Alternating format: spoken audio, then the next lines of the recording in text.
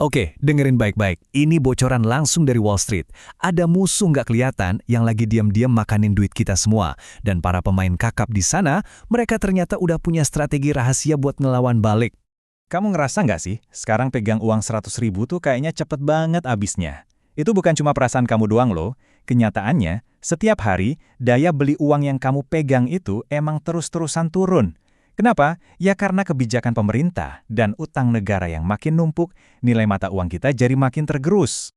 Ada istilah kerennya buat fenomena ini, namanya debasement. Ini tuh kayak musuh dalam selimut yang pelan-pelan tapi pasti ngikis kekayaan kita. Dan percaya deh, buat para investor profesional, ini ancaman yang super-duper serius. Tapi, ya namanya juga raksasa keuangan, mereka gak bakal tinggal diem dong. Mereka udah siapin rencana pertahanan 2 lapis buat ngelindungin aset mereka. Dan di sini, kita bakal bongkar semuanya.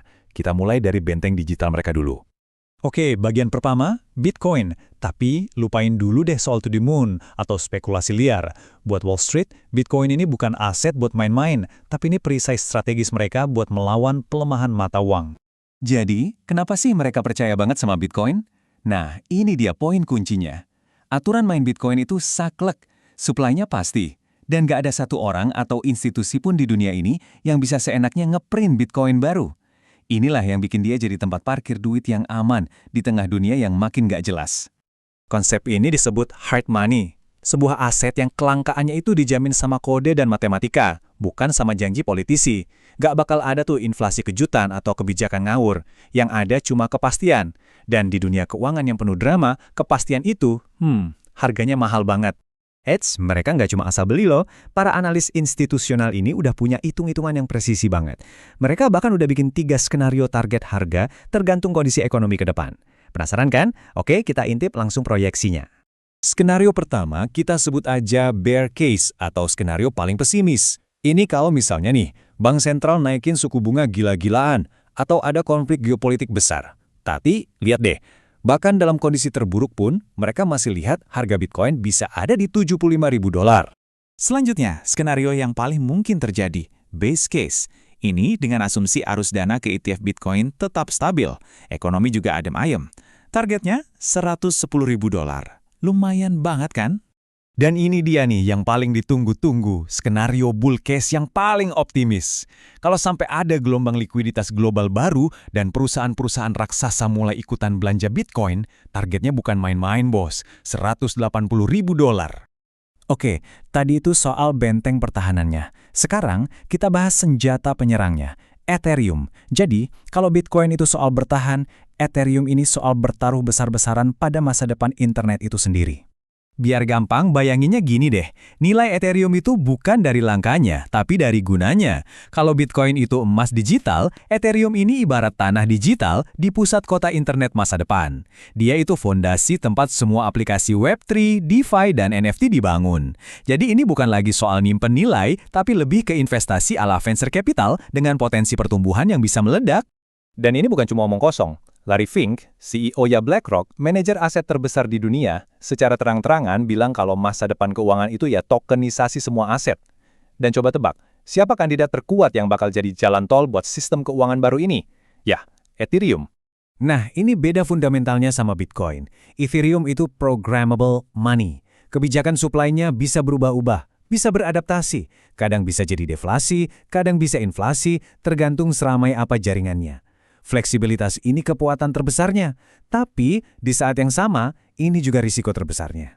Jadi mending mana dong, Bitcoin atau Ethereum? Jawabannya tergantung kebutuhan. Mereka punya fungsi yang beda banget. Yuk, kita adol langsung keduanya biar kamu paham kapan harus pakai senjata yang mana. Kalau kita jejerin gini, bedanya kelihatan jelas banget kan? Bitcoin diciptain sama sosok anonim misterius, tujuannya jadi uang yang abadi.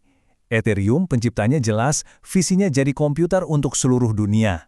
Keamanannya beda, supply-nya juga beda total. Yang satu pasti, yang satu fleksibel. Beda banget. Intinya tuh gini, Bitcoin itu kayak candi Borobudur, dibangun super kokoh, tujuannya biar gak pernah berubah dan bertahan selamanya. Sementara Ethereum itu kayak kota metropolis futuristik, dirancang untuk terus berevolusi dan berinovasi tanpa henti. Dua filosofi yang benar-benar bertolak belakang. Nah, datanya juga ngomong hal yang sama loh.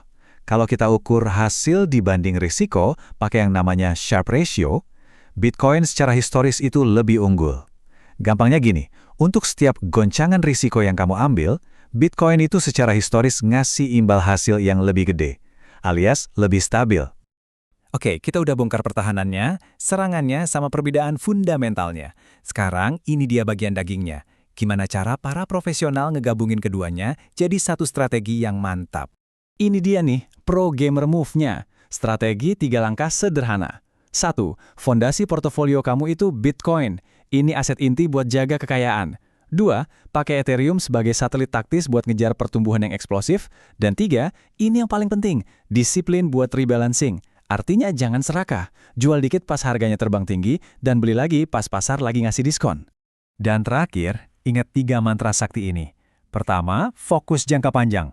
Data historis nunjukin, probabilitas kamu profit itu tinggi banget kalau kamu sabar ngehold minimal 4 tahun. Kedua, waktu itu sahabat terbaikmu. Biarin aja para raksasa institusional yang kerja buat naikin harganya. Dan ketiga, cuekin aja keramaian pasar harian. Cukup nabung rutin atau DCA.